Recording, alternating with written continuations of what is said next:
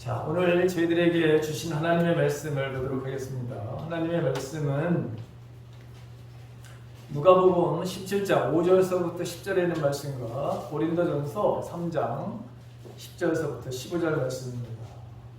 먼저 누가복음 17장 5절서부터 10절 같이 합독으로 하나님 말씀 공독합니다.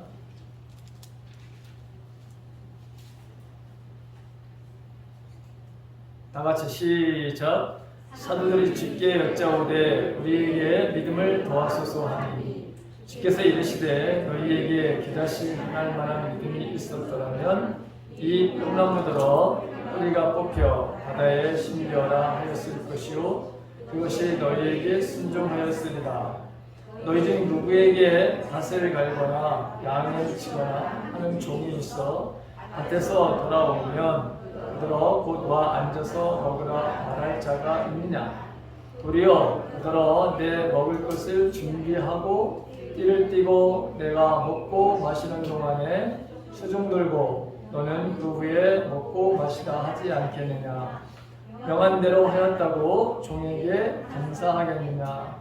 이와 같이 너희도 명령받은 것을 다 행한 후에 이르기를 우리는 유익한 종이라 우리가 하여야 할 것뿐이라 할지니라.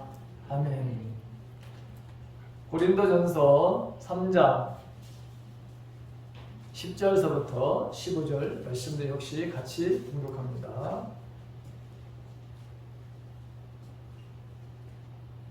다같이 시작. 내게 주신 하나님의 은혜를 따라 내가 지혜로운 건축자와 같이 터를 닦아 두매 다른 이가 그 위에 세우나 그러나 각각 어떻게 그 위에 세울까를 조심할지니라. 이 닦아둔 것 외에 능히 다른 터를 닦아둘 자가 없으니 이 터는 곧 예수 그리스도라. 만일 누구든지 금이나 은이나 보석이나 나무나 풀이나 짚으로 이 터 위에 세우면 각 사람의 공적이 나타날 터인데 그날이 공적을 밝히리니 이는 불로 나타내고 그 불이 각 사람의 공적이 어떠한 것을 시험할 것입니다. 만일 누구든지 그 위에 세운 공적이 그대로 있으면 상을 받고 누구든지 그 공적이 불타면 해를 받으니 그러나 자신은 구원을 받되 불 가운데서 받는 것 같으리라. 아멘.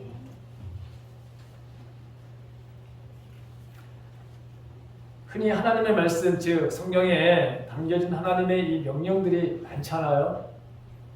네, 우리가 이 말씀들을 지키고 살아가라고 요구하시는 이 말씀에 대해서 우리는 그 말씀을 지키기가 너무너무 어렵고 힘들어요. 이렇게 말하는 사람들이 있습니다.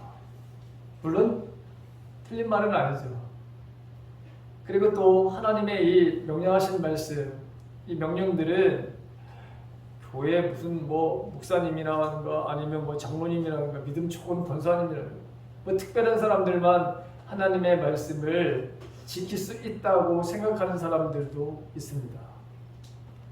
나는 결코 지킬 수 없는, 아예 지킬 수 없는 거, 그래서 그런 어떤 하나님의 말씀에 대해서 잘 들으려고 하지도 않고 또 그 말씀대로 살려고 하는 것들을 아예 포기하는 사람들도 많습니다.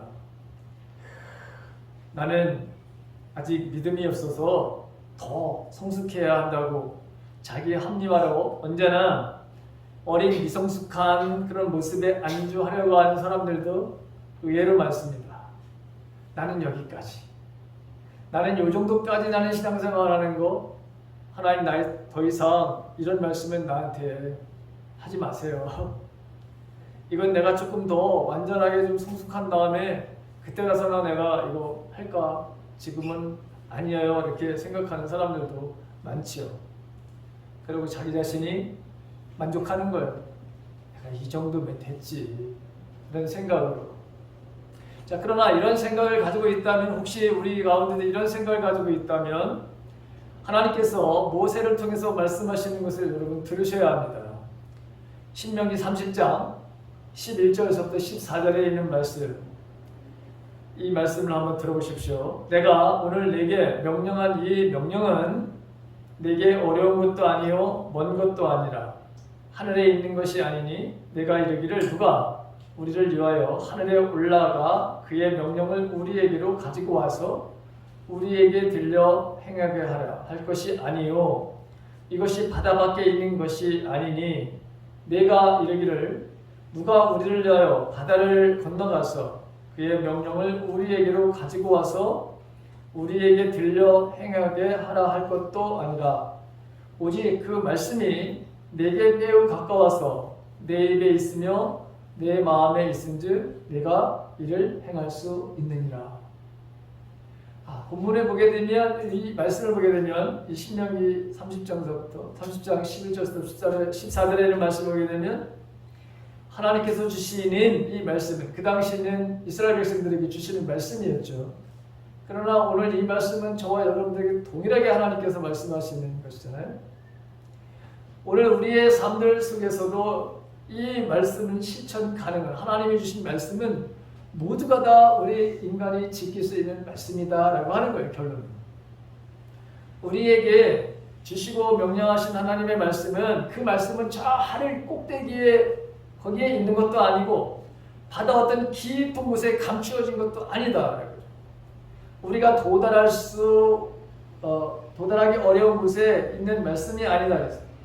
그 말씀을 우리가 얻기 위하고 또 그 말씀을 우리가 실행하기 위해서 우리가 숱한 어떤 노력과 수행과 덕을 쌓아야 하는 것도 아니다. 이렇게 말씀하는 것을 보게 됩니다.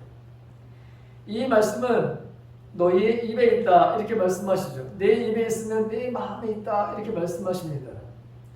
자, 이게 우리 입에 있다, 내 마음에 있다라고 하는 이런 의미가 도대체 뭘까요? 유대인들은 율법의 말씀을 늘 읽는 거, 어려서부터 하나님의 말씀을 그들은 읽습니다. 그 하나님의 말씀을 늘 읽고 읊조립니다. 그리고 그 말씀을 마음에 바로 새기게 되어 있습니다. 그래서 유대인들은 13살, 15살 정도 되면은 아이들은 거의 구약에 있는 말씀을 다 머리에 집어넣습니다. 대단하죠? 어려서부터 그렇게 이들은 훈련이 바로 그렇게 되어져 있는 것이죠. 그러니까 이 말씀이 이렇게 멀리 있는 것이 아니라고 또 감춰진 것도 아니라 너희들이 지금 늘 읽고 묵상하고 그 가슴에 너희들이 새겨져 있기 때문에 언제든지 이 말씀을 너희들은 지킬 수 있다라고 하는 것이죠. 여러분 우리 마찬가지입니다. 우리가 하나님의 말씀 우리가 생각으로만 이 생각으로만 여기에 머물러 있다면 절대로 지킬 수가 없어요. 그 말씀이 우리의 가슴에 여러분 심어져야 되고 하나님 그래서 하나님의 말씀을 여러분 돌에다 새겨줘 봤더니 잘 지키질 않아. 그래서 이제는 너희들에게 새 마음을 주고 어디에다가 여러분 하나님의 말씀을 새기겠냐 이렇게 말씀하시냐면 너희들이 마음에다 내가 새겨놓을 거야. 이렇게 말씀하시거든. 우리의 마음에 새겨지게 되면은 여러분 이것은 우리의 어떤 신과 능력을 가지고 하는 것이 아니라 성령께서 우리의 마음속에 심어진 그 말씀을 지킬 수 있도록 우리를 바로 이끌어 가시는 거예요. 저와 여러분들이. 그래서 이 성령의 충만함은 너무너무 귀중한 거예요. 성령의 바로 인도를 받고자 하는 간절한 마음은 너무나도 소중한 마음이에요. 그래서 우리는 날마다 성령 하나님을 우리가 찾고 여러분 부르고 그리고 나를 도와달라고 그렇게 우리가 날마다 여러분 그 이름을 바로 부르는 이유가 여기에 있는 것이죠. 자, 말씀은 너무나도 지키기에 이게 너무 어려운 말씀이 아니라 생각이 아닌 마음으로부터 우리가 이를 받게 되고 심어지게 되면 하나님의 말씀은 누구나 지킬 수 있다라고 하는 것이죠. 이 말씀은 전적으로 여러분 어려운 무슨 지적 수준이 뛰어나야 된다든가 우리가 이해력을 바로 여러분 요구하는 그런 어떤 학자들이 얘기하는 것도 깊은 학문적인 바로 영역에 속한 말씀이 아니라는 거예요. 누구나 다 이해할 수 있고 누구나 다 여러분 그 말씀에 대한 것을 지킬 수 있다라고 하는 거예요. 모세는 하나님의 말씀은 우리의 입에 있는 말씀이고 마음에 담아 이해되는 말씀이기 때문에 얼마든지 그래서 실천에 옮길 수 있는 말씀이다. 즉 순종할 수 있는 말씀이다라고 하는 것이죠. 그래서 오늘 저는 이 순종하여 받는 하나님의 복에 대하여 말씀을 나누려고 합니다. 자, 순종하는 삶에는 여러분 언제나 고난이 따르게 되죠. 어마어마한 고난이 따릅니다. 그래서 여러분 우리가 사실은 순종하는데 거부를 하는 이런 경향이 있는 거예요. 여기에는 경제적인 것뿐만 아니라 육체적인 우리 삶에서 오는 모든 말의 어려움들이 이 순종에 따른다고 하는 것이죠. 그러나 그 순종으로 인해서 받게 되는 이 복에 대해서는 이거는 비교가 되지 않습니다. 이 사도 바울은 이것을 어떻게 이야기하느냐? 로마서 8장 18절에 나는 현재 우리가 겪는 고난은 장차 우리에게 나타날 영광과 비교하면 아무것도 아니라고 생각합니다. 똑같은 말을 고린도후서 4장 17절에서는 더 확실하게 분명하게 얘기합니다.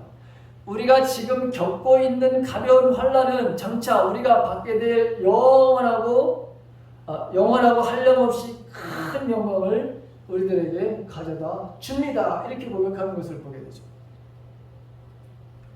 자, 정말 사도 바울은 하나님의 주님의 그 명령, 말씀에 순종하는 이방인의 사도로서의 순종하는 삶 가운데 그에게 이 고난이 얼마나 그에게 가까이 왔는가를, 그리고 그 고난이 얼마나 컸는가를 우리들에게 자신이 바로 고백하는 말을 듣게 됩니다. 그것이 고린도후서 11장 23절서부터 27절까지의 말씀입니다.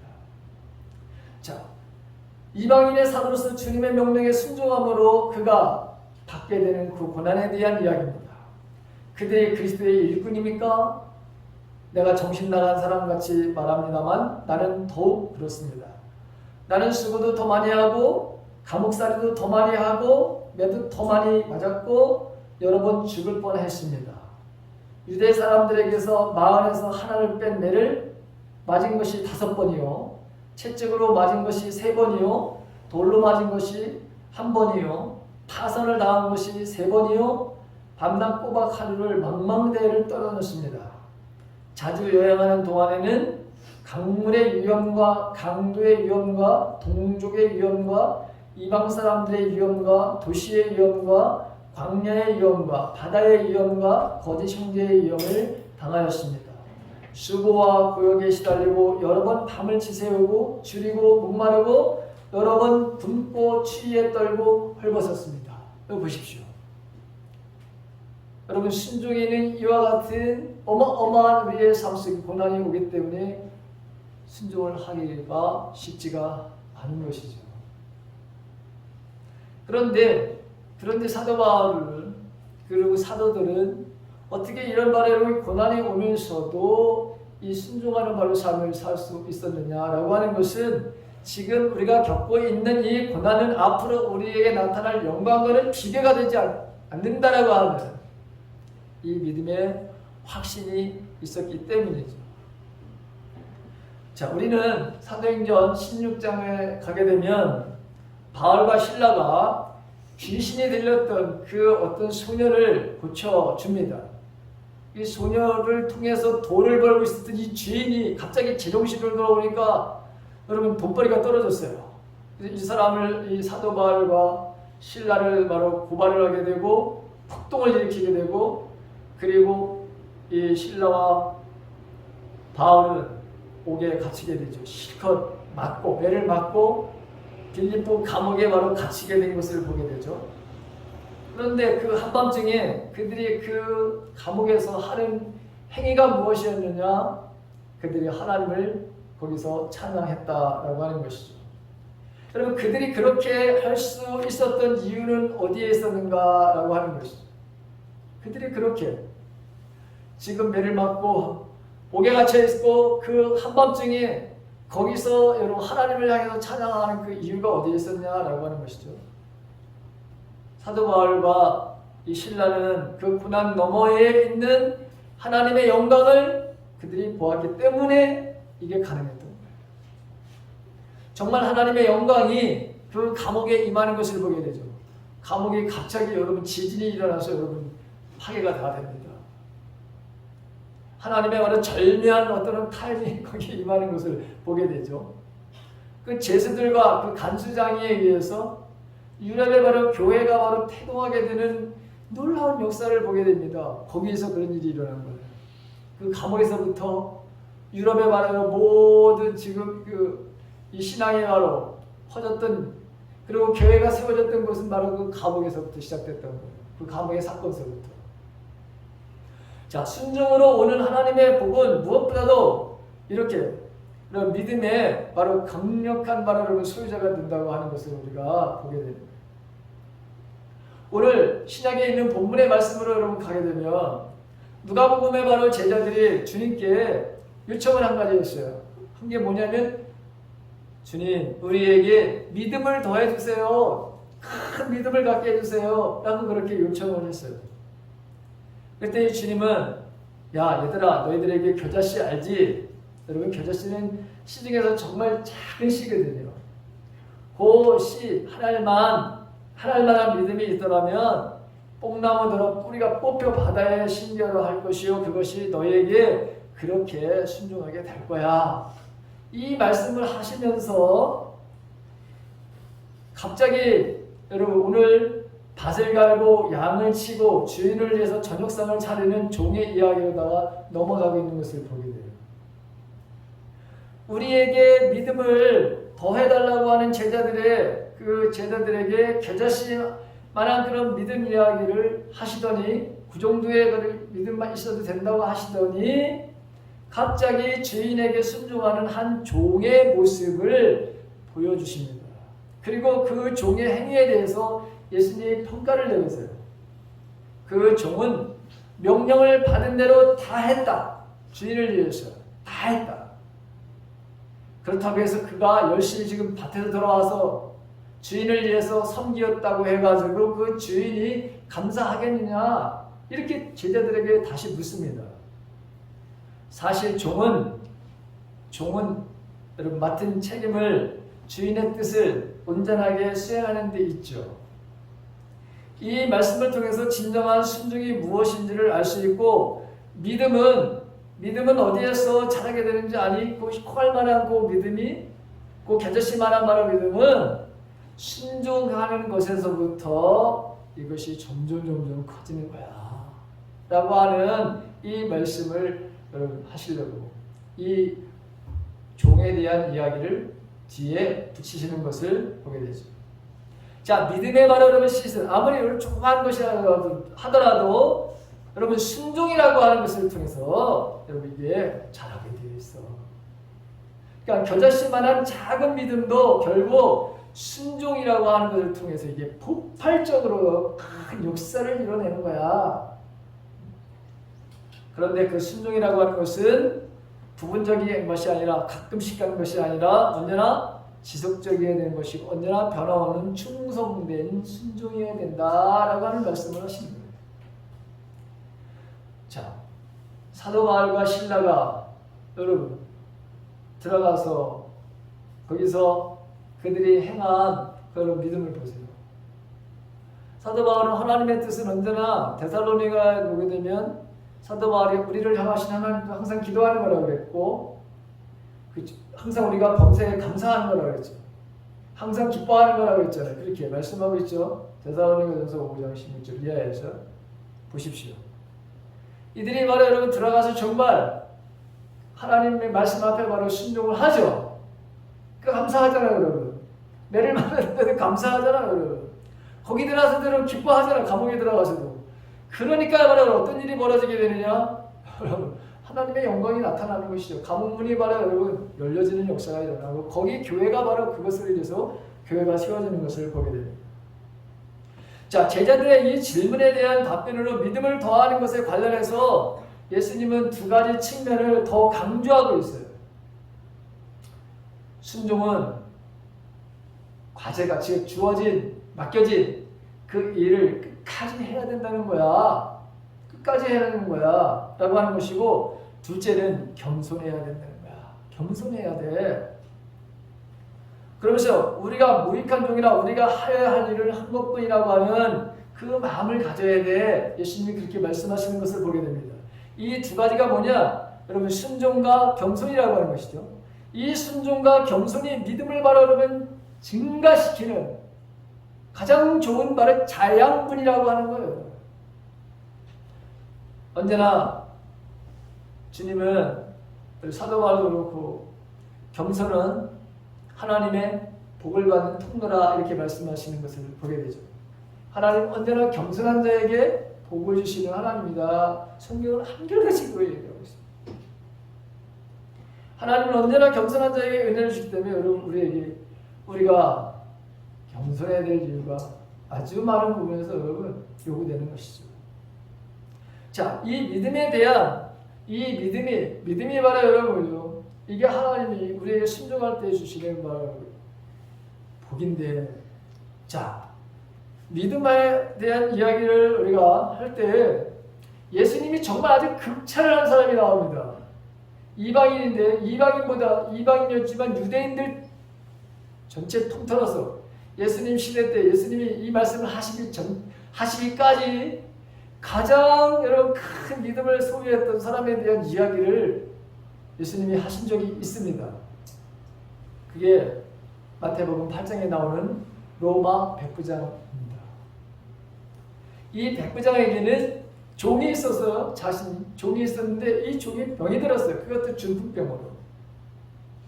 그래서 이 중풍병으로 집에 누워있고 아주 고통스러워하고 있고 여러분 죽어갑니다. 근데 자기의 종을 고쳐달라고 예수님에게 이 백부장이 요청을 합니다. 그때 예수님이 오케이 내가 가서 고쳐주마 이렇게 약속을 하십니다. 그런데 이 백부장이 주님 나는 주님을 내 집에 모셔드릴 만한 자격이 없습니다. 그저 말 한마디만 말씀해 주십시오. 그러면 내 종이 나을 것입니다.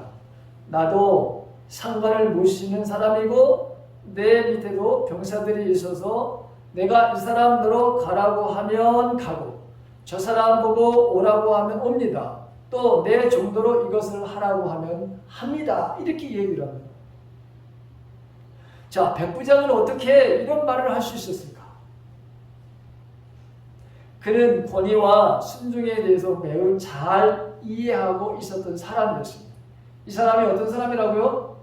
로마의 백부장이라고 하는 사람이죠. 이 사람은 여러분 자기 몫의 즉 100명의 군인들을 인솔하고 명령할 수 있는 권세를 위임받은 사람이라고 하는 것을 우리가 이해를 해야 돼요. 자, 이 백부장의 입장에서 보게 되면 최고로는 로마의 바로 황제의 권위 아래에 있는 사람이고 이 백부장은 바로 위에는 천부장이라고 하는 권위 아래에 있듯이 주님도 하나님의 권위 아래에 있다고 나는 그렇게 믿습니다. 왜? 주님이 행하시는 모든 이 기적의 사건들은 이거는 하나님께서 그에게 그런 능력을 주시지 않으면 안 되는 것을 여러분 백부장을 보았기 때문입니다. 예수님이 고치시는 그런 병들은 그 당시에 중풍병을 고친다? 불가능한 것이었어요. 예수님이 행하시는 것을 들었을 때 이 백부장의 그 자기의 이해에다가는 이거는 사람이 아니다라는 것을 여러분 믿었어요. 예수님은 정말 하나님께서 보내신 하나님의 아들이다라고 하는 것을 철저하게 믿었던 사람이 누구냐? 바로 백부장이라고 하는 이 사람입니다. 그러면서 자기 자신이 이 천부장 아래 있듯이 주님도 하나님의 권위 아래 있다고 그렇게 믿었고 내가 상사의 권위에 순종하듯이 제 밑에 있는 자들이 저의 권위에 순종하듯이 제가 말한 바들을 하게 되면 제 보아는 즉시 순종을 하듯이 그러니 주님도 말씀만 하시면 나의 종이 나을 것을 나는 믿습니다. 이렇게 고백을 했던 거예요. 그러니까 예수님의 권위에 대한 이 권세에 대한 원천이 어디로부터 흘러나오고 있는지를 알았던 사람이에요. 예수님의 권세가 바로 이 하나님으로부터 온 것임을 알게 됐습니다. 그러니까 예수님이 이 말을 듣는 순간에 뭐라고 말씀을 하시느냐? 로마서 8장 10절에서 마태복음 8장 10절에서 이 말씀을 들으시고 놀랍게 여기셨다 그랬어요. 예수님이 놀랐어요. 예수님이 깜짝 놀랐어요. 웬만해서는 하나님이 주님이신 우리 놀랄 일이 별로 없잖아요. 그렇죠? 그렇잖아요. 그런데 당신이 놀라셨다고 여러분 이야기해요. 내가 놀랐어. 왜 놀랐느냐? 그러면서 따라오는 사람들과 그 주위에 있는 사람들에게 뭐라고 말씀하셨냐면, 내가 진실로 너에게 말을 하는데 나는 지금까지 이스라엘 사람 가운데 이런 믿음을 가지고 있는 사람을 내가 만나보지 못했어. 내가 오늘 처음 만나는 거야. 그러니 여러분, 주님이 깜짝 놀라실 수밖에 없었던 거예요. 당신도 놀란 거예요.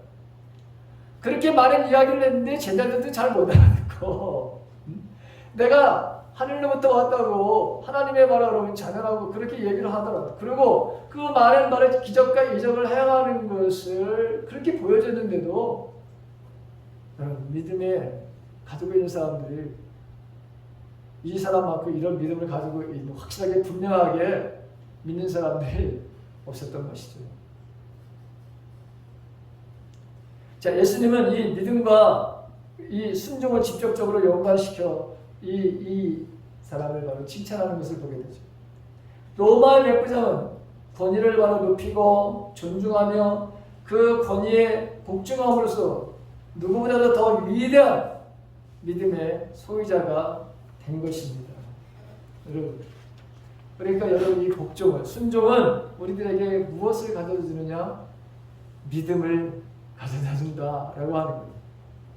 자, 그래서 이 믿음을 가지고 있는 사람들은 하나님은 어떤 말에 여러분 복을 주실까? 11에서 11장 6절의 말씀에 믿음이 없이는 하나님을 기쁘시게 해드릴 수가 없습니다. 하나님께 나아가는 자는 하나님이 계신 것과 하나님은 자기를 찾는 사람들에게 상을 주시는 분이라는 것을 믿어야 합니다. 이렇게 고백하고 있습니다. 믿음이 있는 사람들, 그래야 하나님 앞에 복을 받을 수 있습니다. 자, 순종의 바라는 삶, 이 복종의 삶이 지속됨에 따라서 믿음은 점점 더 여러분 증가하게 되어 있는 거예요.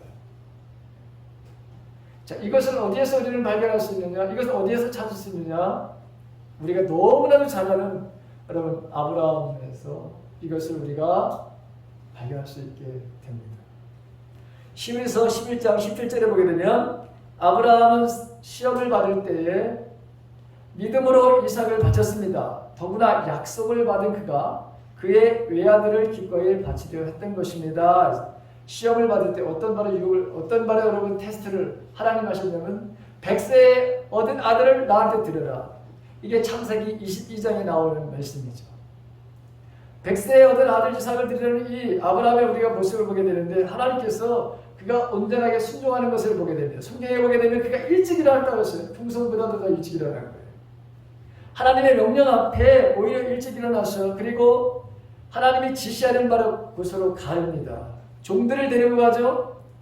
제물은 이삭입니다. 이삭을 바로 제물로 지금 데리고 갑니다. 근데 이삭이 아버지에게 말을 걸죠. 아니, 우리 지금 장작도 준비되어 있고, 불도 다 준비되어 있고, 완벽하게 자기 눈에 다 준비되어 있는 제물은 어디 있냐는 거예요. 제물은. 그랬더니 아버지가, 이 아브라함이 그건 하나님이 준비하신단다 이렇게 말하고 갔잖아요. 자, 이삭을 결박하고 제단 위에 올려놓고 칼을 들어 죽이려고 했습니다.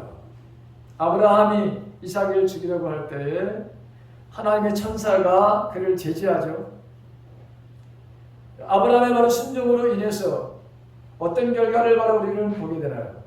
창세기 22장 12절부터 14절에 이렇게 말합니다. 천사가 말하였다. 그 아이에게 손을 대지 말아라. 그 아이에게 아무 일도 하지 말아라. 내가 너의 아들, 너의 외아들까지 나에게 아끼지 아니하니 내가 하나님을 두려워하는 줄을 내가 이제 알았도다. 아브라함이 고개를 들고 살펴보니 숲을 속에 순양 한 마리가 있는데 그 뿔이 숲에 걸려 있었다. 가서 그 순양을 잡아다가 아들 대신에 그것을 번제로 드렸다. 이런 일이 있었으므로 아브라함이 그곳 이름을 여호와 이레라고 하였다. 오늘날까지도 많은 사람들은 주님의 산에서 준비될 것이다 말을 한다. 성경 그렇게 기록되어 있습니다. 자, 순종의 결과 여호와 이레 하나님을 여러분 만나게 됩니다. 준비하시는 하나님을 만나게 되죠. 나의 바로 공급자라고 하시는 이런 하나님을 만나게 됩니다. 순종의 복은 그래서 결국에는 여러분 하나님의 이런 예비하신 하나님의 공급하심을 보게 되는 거예요. 저와 여러분들도 마찬가지예요. 하나님은 주님은 우리가 있어야 될 것 아신다고 했습니다. 그걸 채워주시는 분이라고 성경은 말하고 있습니다.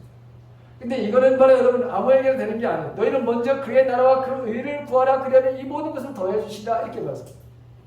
그러니까 순종의 바로 삶을 살아가는 사람들, 하나님의 뜻에 맞는 생각과 행위를 하는 모든 사람들에게는 항상 뭐죠? 더해 주시는 하나님의 이 은혜가 우리에게 임한다고 하는 것이죠. 여러분 이런 하나님이 여러분들의 하나님이신 줄 믿으시기 바랍니다. 순종에는 바로 이러한 믿음을 자라게 하고 우리에게 하나님은 채우시는 공급해 주시는 하나님, 그 하나님을 우리가 만나게 된다는 거죠. 자, 그것뿐만이 아니라 여러분 창세기 22장 18절에 보게 되면 아브라함에게 이런 말씀을 하십니다. 내가 나에게 복종했으니 순종했으니 세상 모든 민족이 내 자손의 덕을 입어서 복을 받게 될 것이다. 이렇게 말하고 있습니다. 여러분 이거는 이 순종의 복은 이제 어떤 개인의 어떤 가정에만 복을 주는 거 아니라 이 복이 열방을 살리는 놀라운 하나님의 여러분 지경을 넓혀주는 그런 것으로 우리에게 복을 주시겠다고 하는 거예요. 얼마나 큰 복인지를 우리는 압니다. 순종으로 받는 분이 겨우 여러분 내 가족이 아니야. 이 민족, 우리 민족뿐만이 아니라 열방을 향해서 그 복을 받는 축복의 통로를 내가 너를 사용하겠다라고 하시는 것이 이게 순종하는 사람들에게 주시는 하나님의 약속입니다. 여러분 이 축복의 통로를 이 받은 사람들을 성경에서 찾는다면 어떤 사람들일까요? 요셉이죠. 당연히 요셉, 그 다음에 바로 다니엘이죠. 성경에 수많은 사람들이 바로 우리가 사도 바울도 마찬가지죠. 여러분 요셉은 말하는 그 근동에 있는 모든 자기 아버지만 살린 게 아니잖아요. 이집트만 살린 게 아니에요. 전체 그 당시에 그 근동에 있는 모든 사람들을 살리는 바로 사람이 됐습니다. 다니엘은요 이스라엘 민족만을 살리는 사람이 아니었죠. 겨우 한 나라만 아닙니다. 여러분 이 바벨론뿐만 아니라 페르시아라고 하는 그 다음에 바로 일어나는 나라 그 나라가 여러분 전국의 120도 여러분 거의 저 인도까지 모든 것을 지배하는 바로 그 용령력을 미치는 사람이 누구였느냐? 그게 바로 다니엘이었어요. 이 다니엘이 얼마나 바로 하나님 말씀에 순종하는 사람이었는지를 우리는 알게 되죠. 그 약속을 여러분 지키시는 것을 우리가 보게 된다. 그 저와 여러분들에게도 이 순종이 이렇게 민족을 넘어서는구나. 열방을 살리는 것으로 하나님이 축복해 주신다고 하는 것을 이 약속을 받게 된다고 하는 거예요. 마지막은 여러분 천국이에요.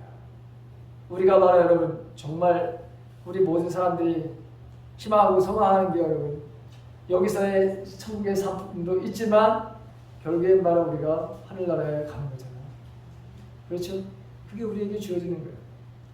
천국에서의 바로 보상과 영원한 생명을 바로 얻을 수 있는 것이라고 하는 거죠. 예수님이 마태복음 7장 21절에서 이런 말씀을 하십니다. 나더러 주님 주님 하는 사람들이라고 해서 다 하늘나라 천국에 들어가는 게 아니야. 하늘에 계신 내 아버지의 뜻을 행하는 사람이 즉 순종하는 사람들이 그 나라를 차지하게 되는 거야. 이렇게 말씀하십니다. 자, 우리 인간은 한 번 죽는 것이 이게 정해진 것이고 그뒤에 심판이 있다고 말씀합니다. 성경에서는. 히브리서 9장 27절에 있는 말씀이에요. 고린도 후서 5장 10절에 보게 되면 똑같은 얘기를 합니다. 여기도 우리 모두 그리스도의 심판대 앞에 나타나야 합니다. 그래야 각 사람은 선한 일이든지 악한 일이든지 몸으로 행한 모든 일에 따라 마땅한 보응을 받아야 합니다. 우리는 모두가 다 여러분 심판대 앞에 다 서게 됩니다. 여러분 그래서 그 심판대 앞에서 무슨 일이 일어나느냐? 오늘 고린도 전서 3장 여러분 읽은 같은 그 말씀대로 우리에게 보상이 주어지는 것들을 보게 될 것이다 라고 하는 거예요.